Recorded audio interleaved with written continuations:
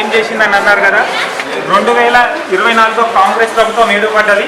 2024-25లో ఈ 5 క్లాస్ రూమ్లు కొత్తగా కన్స్ట్రక్షన్ చేసినాము. ఇంకా ఇనాగ్రేషన్ చేయకుండా కూడా విద్యార్థులకు ఇబ్బంది కావద్దని చెప్పేసి ఈ క్లాస్ రూమ్స్ రన్ చేస్తున్నాము. ఆగస్టు 15కి 5 క్లాస్ రూమ్స్ కూడా ఇనాగ్రేషన్ చేస్తున్నాము.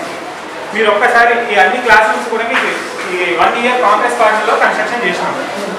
15 lakhsకి వాష్రూమ్స్కి టెండర్ ఇస్తే టెండర్ తీసుకున్నాక మీరు అయిపోయిన తర్వాత టెండర్ క్యాన్సిల్ చేసుకొని వాళ్ళ గవర్నమెంట్లో రిటర్న్ వెళ్ళిపోయారు. ఇంకోటి ఏదైతే ఈ బిల్డింగ్స్ ఉన్నాయో ఈ 10 రూమ్స్ ఇప్పుడు ఏదైతే 1,36,00,000 ఉన్నాయో దానికి ప్రసాద్ కుమార్ గారు టెండర్లో గెలుస్తుందని చెప్పిన స్పేస్ మొత్తం ఆ ఓపెన్ స్పేస్ ఏదైతే పిల్లర్స్ ఉన్నాయో అవి. ఇంకోటన్నా టీఆర్ఎస్ ప్రభుత్వం ఎట్లయితే హరీష్ రావు, కేసీఆర్, కేటీఆర్ టెండర్లను మార్చి రీడిజైన్ చేసి కాళేశ్వరం ప్రాజెక్ట్ ఎట్లయితే రీడిజైన్ చేసినారో అదేవిధంగా ఇక్కడ ఉన్న లోకల్ నాయకులు ఫస్ట్ 2015-16లో ఆ వైట్ బిల్డింగ్ ఉంది కదా, వైట్ బిల్డింగ్ పైన 2 floors కట్టాలని చెప్పి ఎస్టిమేషన్ వేసి ఇచ్చిండ్రు. మళ్ళా ఈ ఆనంద్ గారు ఎమ్మెల్యే అయిపోయినాక అదే బిల్డింగ్ మీద గిట్టంగా బిల్డింగ్ కన్స్ట్రక్షన్ చేసినుంటే మొత్తం ఫుల్ ఫ్లెడ్జ్ వర్క్ కంప్లీట్ అయిపోతుండే. ఆ బిల్డింగ్ మీద బిల్డింగ్ కట్టకుండా మళ్ళీ ఈ కొత్త బిల్డింగ్ ని సగం కట్టేసి ఆపేసిండ్రు. రీడిజైన్ మార్చినందుకు ఈరోజు ఇన్కంప్లీట్ ఉంది. అది కాంగ్రెస్ పార్టీ తప్పుదం కాదు, టీఆర్ఎస్ ప్రభుత్వం తప్పు. మీరు ఫస్ట్ తప్పు దిద్దుకొని మీరు చేసిన తప్పులన్నీ సరి చూసుకోవాలని తెలియజేస్తాం.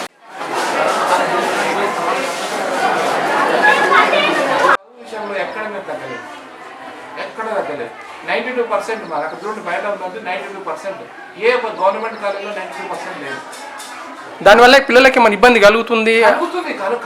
కళలో ఖచ్చితంగా కలుగుతాయి. ఇంతమంది సంఖ్య పెరిగే కొద్ది కలుగుతుంది. అంతకుముందు తక్కువ మంది ఉన్నారు కాబట్టి ఏమి ఇబ్బంది కాలేదు. అసలు ఈ సంవత్సరం సార్ యాక్చువల్గా పోయిన సంవత్సరము మాకు 300 మంది జాయిన్ అయ్యారు. ఈ సంవత్సరం 500కి రీచ్ అయ్యాయి. ఇప్పుడే పంపినారు కదా, మాకు పుస్తకాలు తక్కువ పడితే పంపినారు. 492 మంది జాయిన్ అయ్యారు only first year. Last year 450 వరకు వచ్చింది. కొంతమంది ఫీజు తీసుకొని లాస్ట్కి ఇప్పుడు ఎంత అయింది, 799 మంది. దగ్గర దగ్గర 800. ఇప్పుడు కూడా ఒక అడ్మిషన్ వచ్చింది. ఇప్పుడు ఏదైతే స్పెషల్ కోర్సు వచ్చినాయి కదా దాని స్ట్రెంత్ వల్ల కూడా 200 పెరిగిందండి. అంటే పోయిన సంవత్సరం 72 జాయిన్ అయినారు. ఈ సంవత్సరం 182. అంటే ఈ మధ్యకాలంలో గవర్నమెంట్ స్కూళ్ళకు కాలేజీలకు ఆదరణ తక్కువైంది అని అంటున్నారు కదా, ఇప్పుడు ప్రజెంట్ ఎట్లుంది? ఇప్పుడు చాలా బాగుందండి. నేను చెప్తున్నా కదా, పోయిన సంవత్సరము కృష్ణాదిత్య గారు ఇచ్చినటువంటి ఫండ్స్ కాలేజీలకు అద్భుతం అండి. కాలేజ్ మెయింటెనెన్స్ ఫండ్ కానీ, తర్వాత అమ్మాదర్శ పాఠశాల ద్వారా సర్వశిక్ష అభయానికి ఇచ్చినటువంటి అమౌంట్ కానీ, వాటి వల్ల అన్ని కాలేజీలు ఇట్లా వెలుగుతున్నాయండి. తర్వాత సంఖ్య పెరిగింది, పిల్లల సంఖ్య పెరిగింది. తర్వాత మన ముఖ్యమంత్రి గారు రేవంత్ రెడ్డి గారు చేసినటువంటి కృషి చాలా అద్భుతంగా ఉంది. పిల్లలకు ఉచిత భోజన పథకం మనకు ఇంకా రాలేదు, కానీ సెకండ్ స్వెల్లో వస్తుంది. ఎందుకంటే మన దగ్గర హాస్టల్ వాళ్ళు ఎక్కువ ఉన్నారు కాబట్టి సెకండ్ స్వెల్ ఇచ్చారు. ఎక్కడైతే హాస్టల్స్ లేవో ఫస్ట్ స్వెల్ ఇచ్చారు. కాబట్టి మనకు లేటుగా రావడానికి ఇది ఒక కారణం. ఇది నిన్న బీఆర్ఎస్ జిల్లా అధ్యక్షుడు, వికారాబాద్ మాజీ శాసనసభ్యుడు ఆనంద్ గారు ఏదైతే అవాస్తవాలను చిత్రీకరించి యూట్యూబ్లో వీడియోలు రిలీజ్ చేయడం జరిగింది.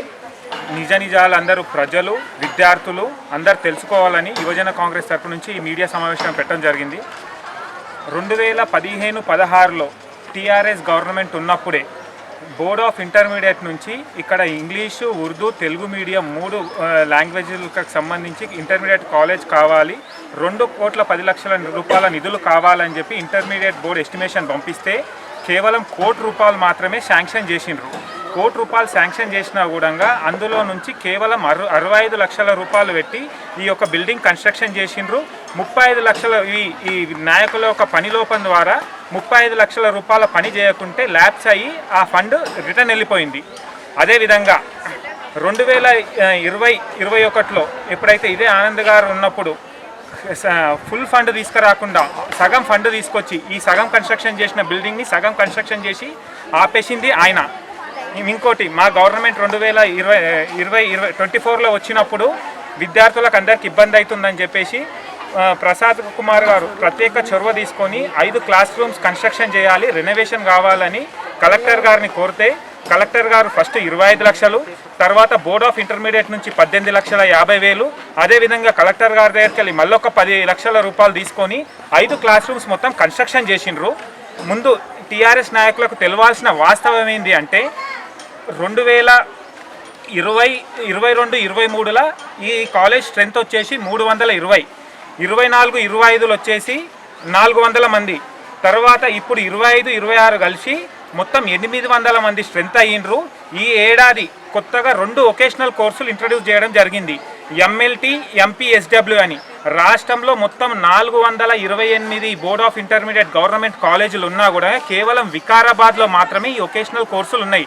దీనికి కారణం ఎవరు? ప్రసాద్ కుమార్ గారు ప్రత్యేకంగా విద్యాశాఖ మంత్రి మన ముఖ్యమంత్రి గారితో మాట్లాడేసి ఇదే పిల్లలు ప్రైవేట్ కోర్సులు బయట చేయాలి అనుకుంటే 25,000 నుంచి 30,000 ఖర్చు అవుతున్నాయి, కేవలం గవర్నమెంట్ మాకు ఈ కోర్సులను ఇస్తే 5,000 విద్యార్థులకు ఉపయోగపడుతుంది, కేవలం 5,000 వాళ్ళ చదువు కంప్లీట్ అయిపోతుంది అని చెప్పి ఈ కోర్సు తీసుకొచ్చిండ్రు. బోర్డ్ ఆఫ్ ఇంటర్మీడియట్ ఫండ్స్ ఇవ్వడానికే నిరాకరిస్తే కూడా స్పీకర్ గారు ప్రత్యేక నిధులు తీసుకొచ్చి ఫైనాన్స్ కమిషన్తో మాట్లాడేసి ఈ ఎంఎల్టీకి, ఎంపీఎస్డబ్ల్యూ కోర్సులని వికారాబాద్ ఇంటర్మీడియట్ కాలేజ్లో రన్ చేస్తుండ్రు. నిన్న ఏదైతే ఆనంద్ గారు క్లాస్ రూమ్లలో పోయి 2 సెక్షన్లు 2 క్లాసులు ఒకటే దగ్గర జరుగుతున్నాయని చూపించిండ్రు కదా, ఎంఎల్టీ అండ్ ఎంపీఎస్డబ్ల్యూ కోర్సులలో 80% సబ్జెక్టులు సేమ్ ఉంటాయి, 20% మాత్రమే డిఫరెంట్ ఉంటాయి. కావున ఒక్క దగ్గర కూర్చోబెట్టి చదువు చెప్పిండ్రు.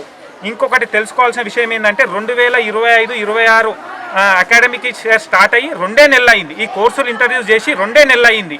సో ఈ కోర్సులు ఇంట్రడ్యూస్ చేసినందుకు క్లాస్ రూములు జరిపోక ఆల్రెడీ ప్రసాద్ కుమార్ గారు ప్రత్యేకంగా ఒక 10 రూములు సపరేట్గా కన్స్ట్రక్షన్ చేయాలి అని చెప్పేసి గవర్నమెంట్కి, విద్యాశాఖ మంత్రికి ఆల్రెడీ ₹1 కోటి కావాలి, కొత్త కోర్సులు ఇంట్రడ్యూస్ చేసిన రూములు తక్కువ అవుతున్నాయని చెప్పేసి ఆల్రెడీ విద్యాశాఖ మంత్రికి పంపించిండ్రు.